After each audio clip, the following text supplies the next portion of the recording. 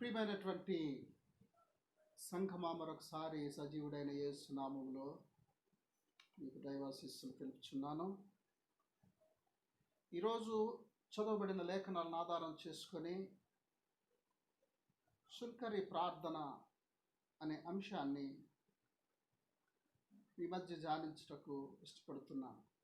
సుంకరి ప్రార్థన. ఈ సుంకరి ప్రార్థన గురించి మనం అనేక సార్లు ధ్యానం చేశాం. మరొకసారి ఈ ప్రత్యేక సమయంలో మన జీవితాలు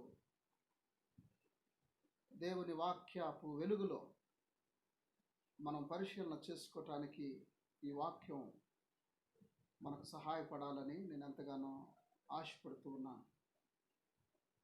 దయచేసి మీ బైబిల్స్ మీ ముందుంచుకోండి. అందరు కుటుంబ సమేతంగా కూర్చొని ఈ వీడియో చూడటానికి మీరు సిద్ధపడాలని చెప్పి నేను మీ కుటుంబాలను కోరుతూ ఉన్నాను.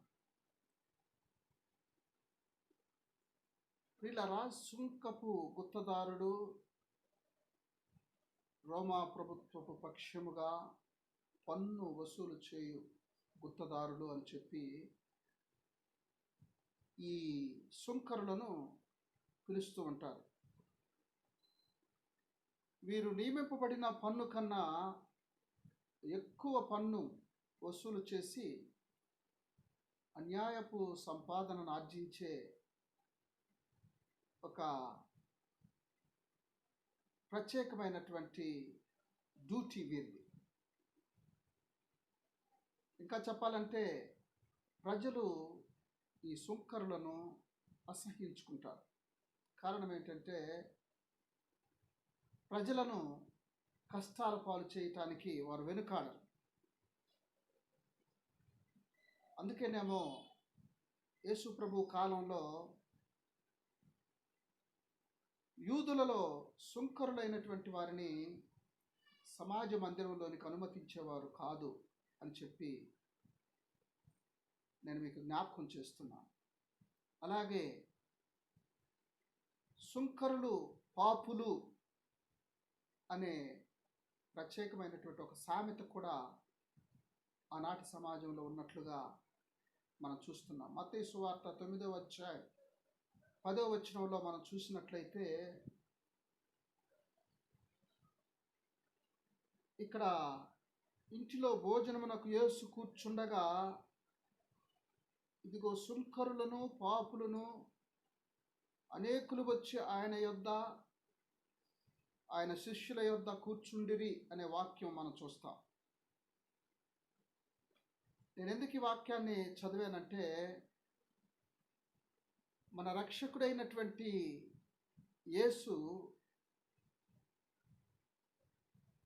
సుంకరులతో పాపులతో సహవాసము చేసినట్లుగా ఆయన పాపుల స్నేహితుడిగా మనం చూస్తూ ఉన్నాం. మరొక వాక్యాన్ని కూడా నేను ఈ సందర్భంలో మీకు జ్ఞాపకం చేస్తాను. మత్తయి సువార్త 11:19 మనం చూసినట్లయితే మనుష్య కుమారుడు తినుచును త్రాగుచును వచ్చిన కనుక ఇదిగో వీడు తిండిబోతును మద్యపానియు సుంకరులను పాపులకు స్నేహితుడనియు వారు అనుచున్నారు అనే ఒక మాటను మనం అక్కడ చూడగలుగుతాం. అంత మాత్రమే కాకుండా సుంకరులలో లేవి అని మారు పేరు కలిగినటువంటి మత్తయి అనేటువంటి వారిని కూడా యేసు ప్రభు శిష్యుడుగా ఆహ్వానించినట్లుగా పరిశుద్ధ గ్రంథంలో మనం చూస్తాం. లూకాసు వార్త 5వ అధ్యాయం 27వ వచనం. అలాగే జక్కయ్య కూడా సుంకపు గుత్తదారుడే. లూకాసు వార్త 19:10లో మనం ఆ విషయాన్ని చూడగలుగుతాం. దీన్ని బట్టి ఈ సుంకరులు పాపులు సమాజం చేత తృణీకరింపబడిన కూడా యేసు ప్రభు వారిని ప్రేమించి వారితో సాంగత్యం చేసి కొన్ని సందర్భాలలో వారి జీవితాలను కూడా సంపూర్ణంగా మార్చి ఆయనకు సాక్షులుగా దేవుడు నిలువబెట్టినట్లుగా మనం చూస్తాం. నేను ఎప్పుడు చెబుతుంటాను, మన ప్రభు అయిన యేసు అణగద్రొక్కబడినటువంటి వారిని, అనామకులను, అలాగే పాపులుగా తృణీకరింపబడినటువంటి వారిని, సమాజము వెలివేసినటువంటి వారిని ఆదరించటం, ప్రేమించటం, రక్షణ కార్యంలో పాలిభాగస్తులను చేయటం యేసయ్య పద్ధతి అని చెప్పి మరొకసారి ఈ సందర్భంలో నేను మీకు జ్ఞాపకం చేస్తూ ఉన్నాను. పరిసయ్యుడు అంటే ప్రత్యేకముగా ఉండువాడు అని అర్థం. ఇంకా చెప్పాలంటే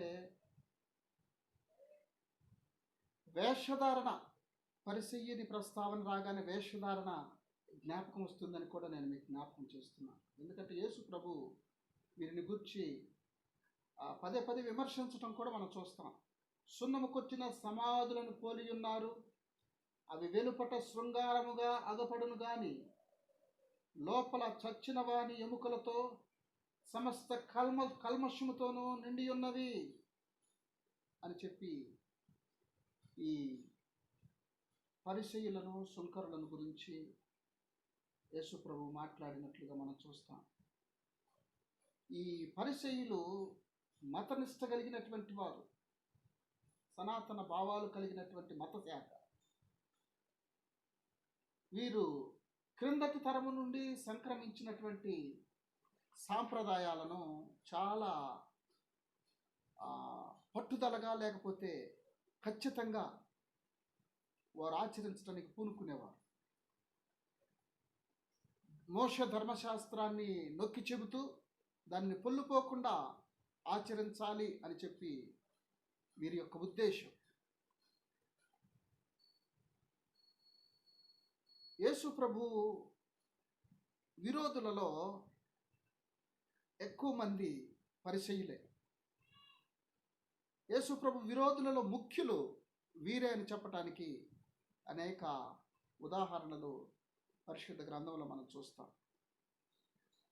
వీరు ఆచారాలకు మాత్రమే ప్రాధాన్యతనిచ్చి ఆధ్యాత్మిక జీవితానికి తిలోదకాలు ఇచ్చినట్లుగా మనం చూస్తాం. ప్రియమైనటువంటి దేవుని బిడ్డలారా, వీరు ఆచారాలు ఎలాగ ఆచరిస్తారు అని మనం కొంచెం ఆలోచిస్తే, గుడికి వెళ్ళటం, కానుకలు అర్పించటం, బైబిల్ చదవటం, ప్రార్థన చేయటం, ఇవన్నీ మనం అలవాటుగా చేసే పద్ధతులు.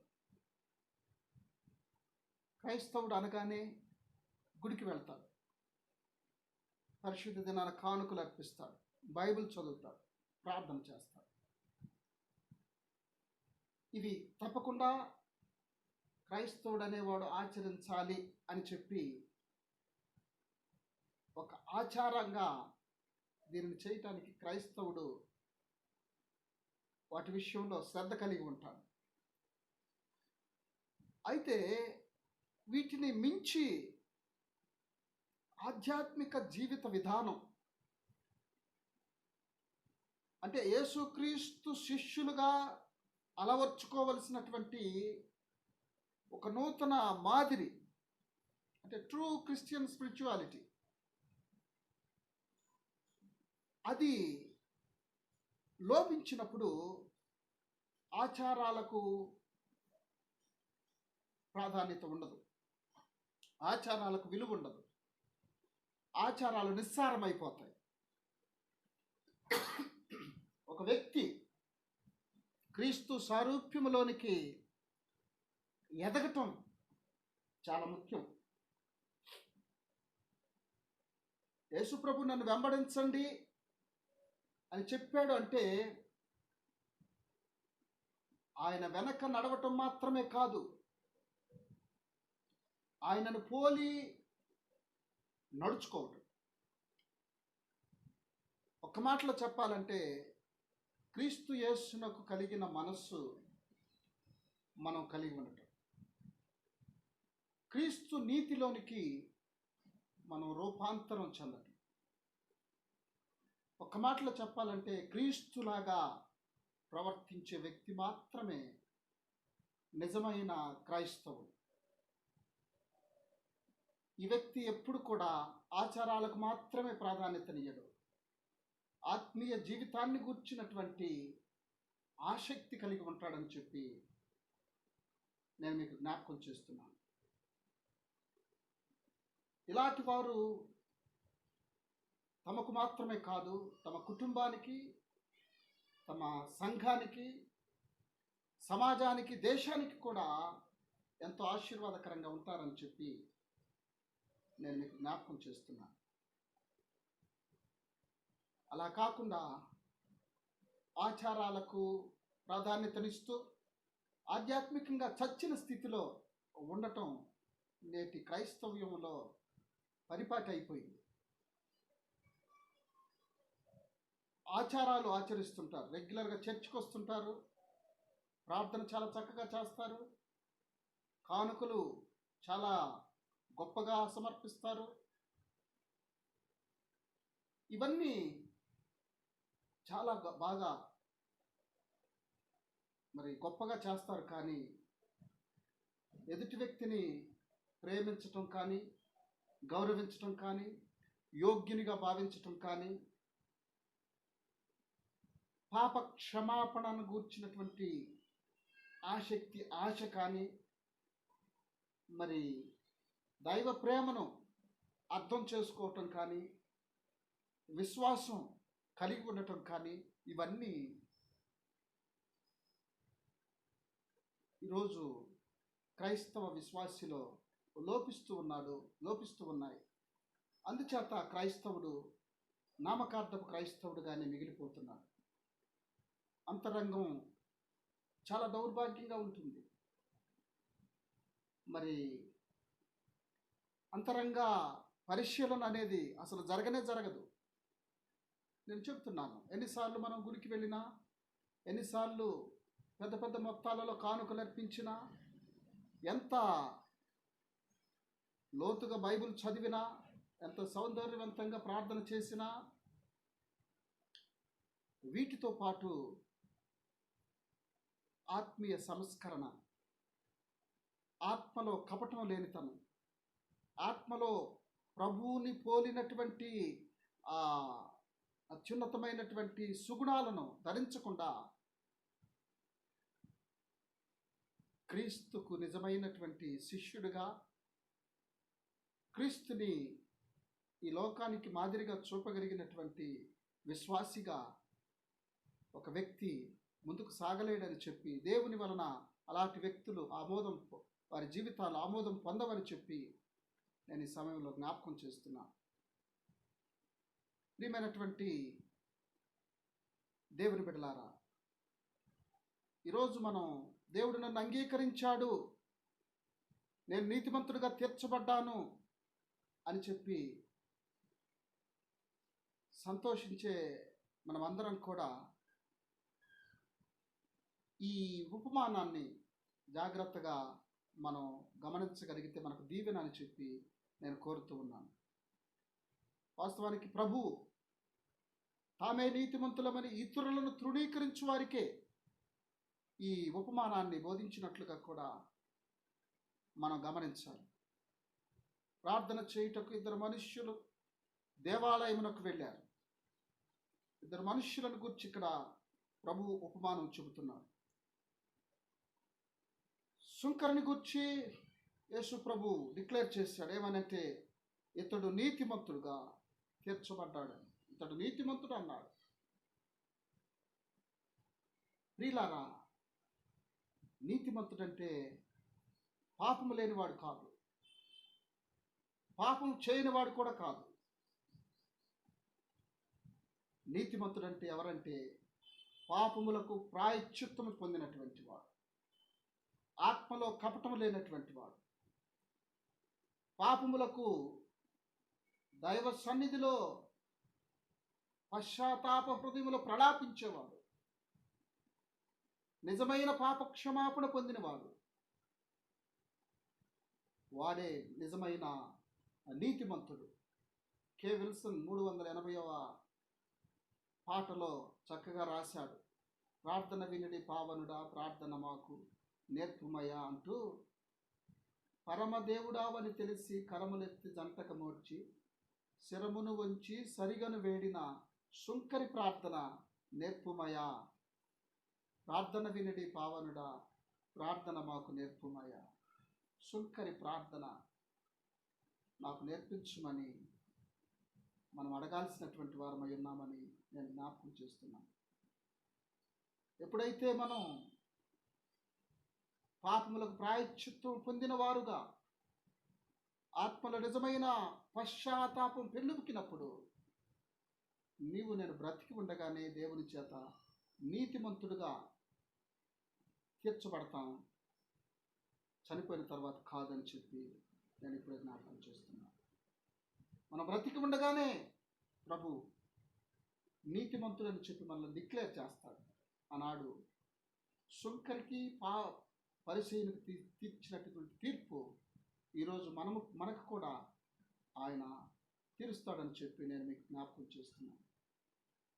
దావీదు కీర్తన 15లో కీర్తనకారుడు అంటాడు, యెహోవా నీ గుడారములో అతిథిగా ఉండదగిన వాడెవడు? నీ పరిశుద్ధ పర్వతం మీద నివసింపదగిన వాడెవడు? యథార్థమైన ప్రవర్తన కలిగి నీతిని అనుసరించుచు హృదయపూర్వకముగా నిజం పలుకువాడే అట్టివాడు నాలుకతో కొండెములాడడు, తన చిరకారికి కీడు చేయడు, తన పొరుగువాని మీద నిందమోపడు, అతని దృష్టికి నీచుడు అసహ్యుడు. అతడు యెహోవా యందు భయభక్తులు గల వారిని సన్మానించును. అతడు ప్రమాణము చేయగా నష్టము కలిగినను మాట తప్పదు. తన ద్రవ్యం వడ్డీకి ఇయ్యడు, నిరపరాధిని చెరుపుటకై లంచం పుచ్చుకొనడు. ఈ ప్రకారము చేయువాడు ఎన్నడను కదల్చబడడు. ప్రియులారా, మన ప్రార్థనలు, మన యాచనలు, మన అర్పణలు దేవుని సన్నిధిలో ఆయన మనలను నీతిమంతులుగా తీర్చగలిగినంత ఆత్మీయతతో నింపబడి ఉన్నాయో లేదో మనం ఆలోచించాలి. ఒకవేళ ఆచారాలకే పరిమితమై ఆత్మీయ జీవితాన్ని గురించినటువంటి అవగాహన లేని వారుగా ఉంటే యేసు ప్రభు ఈ శుంకరికి పరిచయునికి తీర్చినటువంటి తీర్పును మనం ఈ సమయంలో జ్ఞాపకం చేసుకోవాలని చెప్పి నేను మీకు మనవి చేస్తున్నాను. శుంకరి ప్రార్థన మనం గమనించినప్పుడు శుంకరి ఎలాగ ప్రార్థన చేశాడు? దూరముగా నిలబడి 18:13 మనం చూస్తాం. దూరముగా నిలుచుండి ఆకాశము వైపు కన్నులెత్తుటకైనను ధైర్యము చాలక రొమ్ము కొట్టుకొనుచు పాపినైన నన్ను కరుణించుమని శుంకరి ప్రార్థన చేస్తున్నట్లుగా మనం చూస్తాం. ప్రియులారా, విరిగి నలిగిన మనస్సుతో శుంకరి ప్రార్థన చేసినట్లుగా మనం చూస్తాం. విరిగిన హృదయం మనలో మూర్ఖత్వం, అలాగే వేషధారితనం, నులివెచ్చని క్రైస్తవ్యాలను వేరూనకుండా చేస్తుందనే విషయాన్ని నేను ఈ సమయంలో జ్ఞాపకం చేస్తున్నాను. శుంకరి విరిగి నలిగిన హృదయంతో ప్రార్థిస్తున్నాడు. మరలా చెబుతున్నాను, విరిగిన హృదయం సిలువ వేయబడిన యేసును సమీపించటానికి మనలో యోగ్యతను కలుగు చేస్తుంది. విరిగిన హృదయం మనలను ఆయన దగ్గరకు చేర్చే వారధి అని చెప్పి నేను జ్ఞాపకం చేస్తున్నాను. అప్పుడే యేసు మన హృదయ సారథి అవుతాడు. ఆయన మన హృదయ సీమలో నివాసం ఉంటాడు. అందుకే ప్రియమైన దేవుని బిడ్డలారా, విరగటం, నలగటం ప్రభువు సిలువకు సంకేతం అని చెప్పి మనమందరం గుర్తించాలి. ప్రభు మన ఎడల చూపినటువంటి ప్రేమను, కనికరాన్ని, ప్రభు మన కొరకు మోసినటువంటి సిలువను, ప్రభు మన కొరకు పొందినటువంటి శ్రమలను, ప్రభు మన కొరకు పొందినటువంటి అవమానమును మనం ఆత్మీయ నేత్రాలతో చూడగలిగినప్పుడే బండబారిన మన హృదయాలు కరిగిపోతాయని చెప్పి నేను మీకు జ్ఞాపకం చేస్తూ ఉన్నా. చెట్టి భానుమూర్తి గారు 198వ పాటలో పాడతాడు. ఏమనంటే, సిలువే నా శరణాయనురా అంటూ, సిలువను చూచుకొలది శిల సమానమైన మనస్సు నలిగి కరిగి నీరగుచున్నదిరా. ఎంత మంచి వచనాలు ఈ పాటలో ఉన్నాయో మనం గమనించగలం. సిలువను చూచుకొలదు. ప్రతిరోజు మనం సిలువను చూస్తుంటాం. ఎప్పుడు శిల సమానమైనటువంటి మన మనస్సులో కరిగి నీరు కాటలే. ఆ సిలువ ఏదో క్యాజువల్గా దానిని చూస్తున్నట్లుగా మనం ఫీల్ అవుతాం. ఆ సిలువ శ్రమలు, ఆ సిలువలో యేసయ్య పొందినటువంటి అవమానం, ఆ సిలువను మోస్తూ ఆయన అనుభవించినటువంటి శ్రమ, మనం నలిగిన హృదయంతో, విరిగిన హృదయంతో మనమేమిటో మనలను మనం ఆత్మ పరిశీలన చేసుకున్నప్పుడు, మనలో నిజమైన పశ్చాత్తాపం పెళ్ళుకినప్పుడు, ఆ శ్రమ విలువ, ఆయన పొందిన అవమానాల యొక్క వెల ఏంటో మనం గుర్తించగలం. అప్పుడే నిజంగా మన హృదయాలు నలిగి కరిగి నీరవుతాయని చెప్పి నేను జ్ఞాపకం చేస్తున్నాను. ప్రియమైనటువంటి దేవుని బిడ్డలారా, ఇక్కడ ఈ సుంకరి, దేవా నేను పాపిని అని ప్రార్థించాడు. దేవా నన్ను కరుణించుమని ప్రార్థించాడు. చాలా అట్టడుగు స్థాయికి తను తాను తగ్గించుకున్నాడు. వ్యక్తిగత జీవితంలో నీ రహస్య పాపాలను ఎప్పుడైనా ప్రభు సన్నిధిలో ఒప్పుకున్నావా? దేవా నన్ను కరుణించు అని రొమ్ము కొట్టుకుంటూ ఈ సుంకరిలాగా దేవుని సన్నిధిలో ప్రార్థన చేసావా? పాపాలు క్షమించుటకు ప్రభువు మాత్రమే అర్హుడని ఈ సుంకరి గ్రహించాడు. అందుకే రొమ్ము కొట్టుకుంటూ నేను నీ వైపు చూడటానికి కూడా అర్హుడను కాదు అని చెప్పి నిజమైన పశ్చాత్తాపంతో ఆయన గుండెలు బాదుకుంటూ ఉండటం మనం ఇక్కడ చూస్తున్నాం. ప్రియమైనటువంటి దేవుని బిడ్డలారా, మన ఆత్మీయ జీవితంలో ఒకసారి మనం ఆత్మ పరిశీలన చేసుకోవాలని చెప్పి నేను కోరుతూ ఉన్నాను. పరిశీలన ప్రార్థన మనం చూసినట్లయితే, దేవా నేను చోరుడను కాను, దేవా నేను అన్యాయస్తుడను కాదు, దేవా నేను వ్యభిచారిని కాదు, దేవా నేను ఇతర మనుష్యుల వలె లేను, దేవా నేను ఈ సుంకరి లాంటి వాడును అసలే కాను అన్నట్లుగా సుంకరిని ఏలెత్తి చూపుతూ ఆయన, ఈ పరిసయ్యుడు ప్రార్థన చేస్తున్నాడు. ఎంత మనకి హాస్యాస్పదమైనటువంటి ప్రార్థన. ఈరోజు ఇలాంటి ప్రార్థనలు చేసే చాలామంది క్రైస్తవులు ఈ సమాజంలో మనకు కనబడతారు, సంఘాలలో మనకు కనబడతారు. ప్రియులారా, స్వనీతి ఈరోజు ఎక్కువైపోతుంది.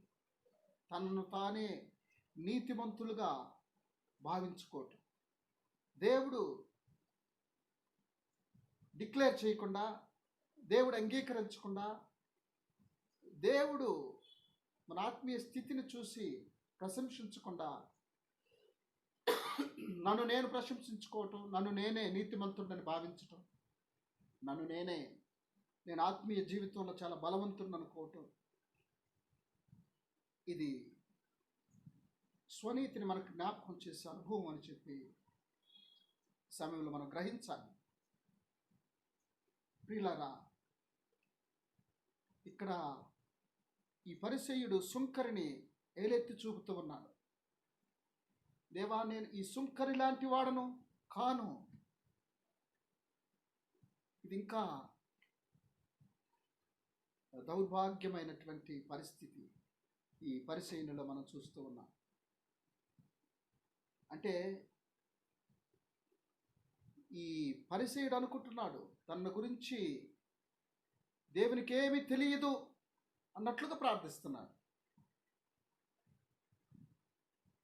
హృదయ రహస్యములు ఎరిగినటువంటి దేవుని సన్నిధిలో ఆయన మహోన్నతమైనటువంటి ఔన్నత్యతను గుర్తించలేనటువంటి ఆధ్యాత్మిక దారిద్ర్యములో నలిగిపోతున్నటువంటి వ్యక్తి ఎదుటి వ్యక్తిని సహించలేనటువంటి హృదయం కలిగినటువంటి వాడు, ఎదుటి వ్యక్తిని ప్రేమించలేని హృదయం, ఎదుటి వ్యక్తిని ఏలెత్తి చూపి విమర్శించే ధోరణి ఈ పరిచయునిలో మనం చూస్తున్నాం. ఒక మాటలో చెప్పాలంటే ప్రియమైనటువంటి దేవుని బిడ్డలారా, ఈ పరిచయుడు పిచ్చి పెట్టినట్లుగా మాట్లాడుతున్నాడని చెప్పడానికి ఎలాంటి సందేహం లేదు. అందుకే నేను మరలా జ్ఞాపకం చేస్తున్నాను. ఈ సమాజంలో ప్రభు సన్నిధిలో కొందరు తగ్గించుకుంటారు, కొందరు తగ్గించుకున్నట్లుగా నటిస్తారు, కొందరు అస్సలు తగ్గించుకోరు. ప్రభు అందుకే వారితో చెప్తున్నాడు, తను తాను తగ్గించుకునేవాడు హెచ్చింపబడును, తను తాను హెచ్చించుకునేవాడు తగ్గించబడును. ఇక్కడ పరిసయుడు తను తాను హెచ్చించుకొని తాను చోరుడను కానని, అన్యాయస్తుడను కానని, నేను వ్యభిచారిని కానని, నేను ఇతర మనుష్యుల వలె లేను అని చెప్పి తను తాను హెచ్చించుకుంటున్నాడు. ఆధ్యాత్మికంగా తన దీన స్థితిని గుర్తించలేనటువంటి స్థితిలో ఉంటున్నాడు ఈ పరిసయ్యుడు. దేవుని సన్నిధిలో తాను నీతిమంతుడను అని చెప్పి తనకు తానే తీర్పు తీర్చుకుంటూ దేవునికి చెబుతున్నాడు. హృదయాలను ఎరిగినటువంటి దేవుని సన్నిధిలో మనం ఏమి దాచగలం? ఆ సత్యాన్ని ఎరిగినటువంటి సుంకరి, అయా నేను నీ ఆకాశము వైపు పైకి కన్నులెత్తి చూడటానికి కూడా నేను యోగ్యుడను కాను అని చెప్పి గుండెలు బాదుకుంటూ తన యొక్క పాపస్థితిని, దీనస్థితిని, దౌర్భాగ్య స్థితిని దేవుని సన్నిధిలో నివేదించుకుంటున్నాడు, విన్నవించుకుంటున్నాడు. తన యొక్క ఆధ్యాత్మిక దీనత్వాన్ని, తన పాపపు స్థితిని ఆయన గుర్తించగలిగాడు. దేవుడు మాత్రమే నా పాపాలు క్షమించుటకు యోగ్యుడని బలంగా నమ్మగలిగాడు. అందుకే ఈ సుంకరి దేవుని సన్నిధిలో నీతిమంతుడిగా తీర్చబడి అక్కడి నుంచి వెళ్ళినట్లుగా మనం చూస్తున్నాం. ప్రియమైనటువంటి దేవుని బిడ్డలారా, మనం ఈ ఇద్దరు వ్యక్తుల జీవితాలను పరిశీలన చేస్తున్నప్పుడు వారిలో ఎవరిని నీతిమంతుడిగా తీర్చాడో దేవుడు, వారిరువురు ఎలాగ ప్రార్థన చేశారో మనం గమనిస్తూ ఉన్నప్పుడు ఒకవేళ పరిసయ్యునిలో ఉన్నటువంటి ఆ స్వనీతికి సంబంధించిన చిహ్నాలు మనలో ఒకవేళ ఉన్నవేమో మనం ఆత్మపరిశీలన చేసుకోవటం మనకు దీవెనని చెప్పి నేను కోరుతూ ఉన్నాను. అలా కాకుండా సుంకరిలాగా తను తాను తగ్గించుకొని, అయా పాపినైన నన్ను కరుణించు, పరమందున్నటువంటి ఆశీనుడమైన దేవా, పాపినైన నన్ను కరుణించు అని చెప్పి ఈ సుంకరి తన దీనత్వాన్ని, దయాళత్వాన్ని అక్కడ దేవునికి నివేదించుకుంటూ తన హృదయం ఎంత పాపంతో నిండి ఉన్నదో దేవుని సముఖంలో బట్టబయలు చేస్తూ కరుణించమని కేకలు వేస్తున్నాడు. అలాంటి దీనులను, అలాంటి యథార్థ హృదయంతో తమ జీవితాలను దేవునికి సమర్పించి ప్రార్థించే వారిని యేసయ్య ఎప్పుడు నిర్లక్ష్య పెట్టడు. దావీదు భక్తుడు అంటాడు, దేవా, విరిగి నలిగిన హృదయాన్ని నీవు నిర్లక్ష్య పెట్టు, అలక్ష్యము చేయు అంటాడు. ఆయన సన్నిధిలో బలులు ఆయనకిష్టమైనవి కావు. విరిగిన మనసే దేవునికి ఇష్టమైన బలులు. దేవా, విరిగి నలిగిన హృదయాన్ని నీవు అలక్ష్యము చేయు. అందుకే పాపము చేసిన దావీదు దేవుని సన్నిధిలో క్షమాపణకు అర్హుడై దేవుని చేత ప్రశంసింపబడ్డాడు. నా హృదయానుసారి. ప్రియమైనటువంటి దేవుని బిడ్డలారా, ఆయన సన్నిధిలో సుంకరి లాంటి ప్రార్థన చేసే ప్రతి ఒక్కరు కూడా దావీదు పొందిన ప్రశంసను పొందుటకు అర్హుడని చెప్పి నేను ఈ సమయంలో జ్ఞాపకం చేస్తున్నాను. హృదయాన్ని పగలగొట్టుకొని విరిగి నలిగిన మనస్సుతో, దేవా, నీ సన్నిధిలో నుండి నన్ను త్రోసివేయొద్దు, నీ పరిశుద్ధాత్మను నా యొద్ద నుండి తీసివేయొద్దు, సమ్మతి గల మనస్సు కలుగు చేసి నన్ను దృఢపరచయ్యా అని చెప్పి దావీదు చేసిన ప్రార్థన దేవుడు అంగీకరించాడు. వెంటనే దావీదును స్వీకరించాడు. దావీదును నా హృదయానుసారుడు అన్నాడు. ప్రియులారా, విరిగి నలిగిన మనసే ఆయనకి ఇష్టమైన బలి అనే ఆ సీక్రెట్ ఎరిగినటువంటి వాడు దావీదు. అందుకే దేవుని హృదయానుసారయ్యాడు. మన ఆధ్యాత్మిక జీవితాలలో మనం పరిసయ్యుని వలె ప్రార్థన చేస్తున్నామా, సుంకరి వలె ప్రార్థన చేస్తున్నామా? సుంకరి దేవుని చేత ఆమోదింపబడ్డాడు. ఆయనను ప్రభు నీతిమంతుడిగా తీర్చాడు. మన పరిస్థితి ఏంటి? మన జీవితాలలో మనం ఆధ్యాత్మికంగా ఏ స్థితిలో ఉన్నామో ఆలోచించుకొని ప్రభు నామ ఘనత కొరకు మన జీవితాలు కొనసాగటానికి, ఆయన మనల్ని అంగీకరించి తన కృపకు పాత్రులుగా చేయటానికి, సుంకరి వలె ప్రార్థించటానికి మనం ఇష్టపడదాం, సిద్ధపడదాం. మన ఆత్మీయ స్థితిని మనం గుర్తిద్దాం. ప్రభు చేత ఆమోదింపబడే ఆత్మీయ సుగుణాలను మనం ధరిద్దాం. పరిసయ్యునిలాగా మనం ప్రార్థన చేయకుండా శుంకరిలాగా ప్రార్థన చేసే వారంగా ఉండుటకు పరిశుద్ధాత్మ దేవుడు మనకు తోడైండి నడిపించుగాక. ఆమేన్. తలలు వంచి ప్రార్థన చేసుకుందాం. కృపగల తండ్రి, ప్రేమగల దేవా, మీకు స్తోత్రాలు. మీ సన్నిధిలో మేము ధ్యానం చేసినటువంటి చిన్న వాక్యం మా అందరి ఆధ్యాత్మిక మేలు నిమిత్తమై దీవించమని ప్రార్థన చేస్తున్నాం. ఇదిగో మా దేవా, మా ప్రభువా,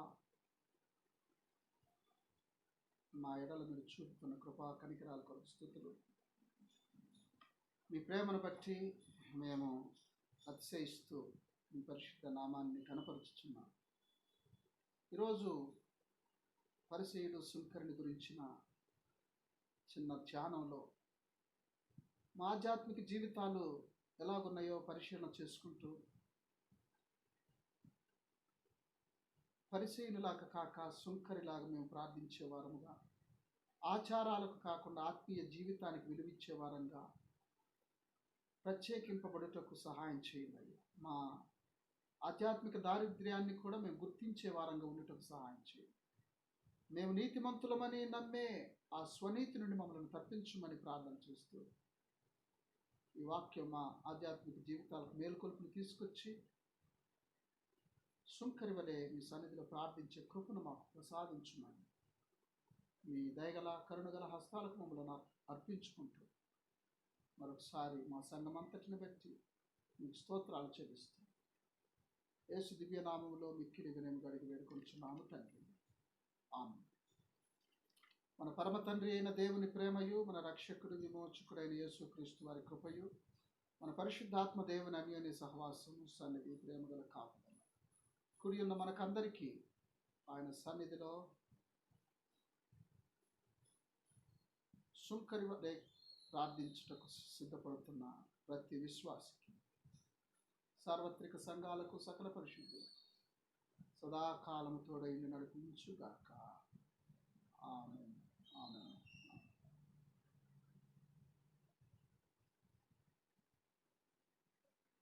ప్రైజ్ గాడ్ బ్లెస్ యూ.